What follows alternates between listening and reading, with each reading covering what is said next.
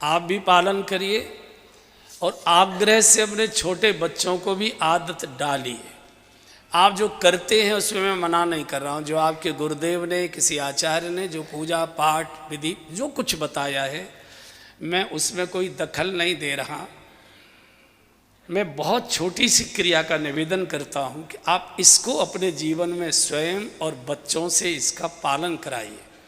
जब भी आप घर से बाहर जाते हैं, ऑफिस जाएं, दुकान जाएं, बाजार जाएं, खेत पर जाएं, मजदूरी करने जाएं, बच्चे स्कूल जाएं, माताएं मॉल जाएं, बिग बाजार जाएं, जहाँ भी वो जाते हैं, हमारे सबके घर में छोटा बड़ा पूजा घर है। छोटे गोपाल जी सबके घर में है। बिल्कुल तैयार होकर, गाड़ी की चाबी हाथ में, बिल्कुल जूते मोजे भी पहने हुए, मंदिर में घुसिए, बस देहली पर खड़े हो जाइए अपने पूजा घर के। भगवान नमस्कार, हम वहाँ जा रहे हैं, इतने बजे वापस आएंगे। ये बोलना पड़ेगा होठ से, जैसे मैं बोल रहा हूँ। इसको बोलने में ज़्यादा से ज़्यादा 4 सेकंड लगेंगे, ज़्यादा से ज़्यादा 3 या 4 सेकंड।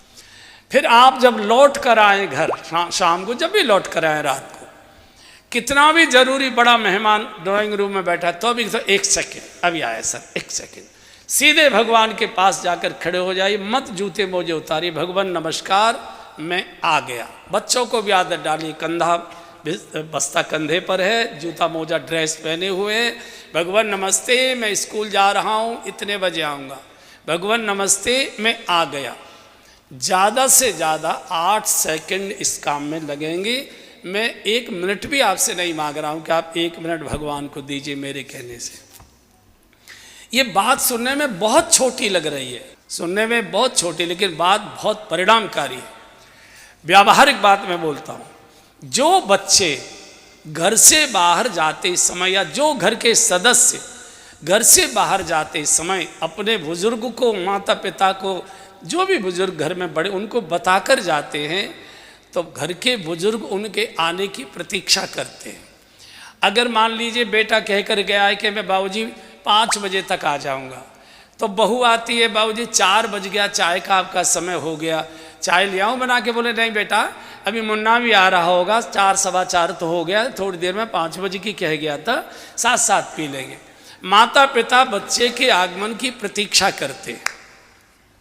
और जो बच्चे बिना बताए जाते आते, अब हम इतने बड़े हो गए, खुद बाल बच्चेदार हो गए, बताने की ज़रूरत है, सबको मालूम है कि हम फैक्ट्री जा रहे हैं। तो जो बिना बताए जाते हैं, उनके माता पिता उनके प्रति निश्चिंत से रहते। कोई पूछे कि सुरेश कहाँ गया है, बोले भैया बाकी माया वो ही जाने, हमें तो मालूम ना है, हमें तो कभी ना बतावे कहाँ गयो, कहाँ से आयो, कब आयो, हमें ना मालूम। निश्चिंत रहते। ये जो बैठा है मंदिर में, कौन बैठा है? माँ तू पिता तुम मेरे, शरण गहूँ मैं किसकी, स्वामी शरण गहूँ मैं किसकी, तुम बिन और न दूजा, प्रभु बिन और न दूजा, आस करूं मैं जिसकी, ओम जय जगदीश। ये जो पूजा में बैठे, ये भी हमारे मम्मी पापा हैं, दोनों हैं। इनको बता के जाइए कि भगवान मैं वहाँ जा रहा हूँ, इतने बजे वापस लौट कर आऊँगा। तो जो लोग बताकर जाएंगे, भगवान उनकी प्रतीक्षा करते हैं, और उतने बजे घर में सकुशल वापस लौटा कर लाना, ये भगवान की जिम्मेदारी हो जाती है कि मुझे बता कर गया है। कोई घटना दुर्घटना आपके साथ हो ही नहीं सकती है। देखने में बात बहुत छोटी लगती है, लेकिन बहुत परिणामकारी। और 10-20 दिन के बाद आपकी स्थिति ऐसी हो जाएगी कि आप जल्दी में गाड़ी स्टार्ट करके चले गए, 100-200 कदम गाड़ी आगे बढ़ गई, और आपको फिर याद आती है कि हमने प्रणाम नहीं किया। आपकी हिम्मत नहीं है कि गाड़ी आगे बढ़ा कर ले जाएं, आपको लौट के ही आना पड़ेगा। किसी भी प्रकार की कोई अनहोनी साथ हमारे हो नहीं सकती। बच्चों को भी आदत डालिए, आप भी इस आदत का पालन करिए, और आप मुझे ढूंढेंगे कि क्या परिणाम होता है इसका। बस इतनी सी मेरी इच्छा का आप ये पालन करिए, बाकी जो पूजा पाठ करते करिए।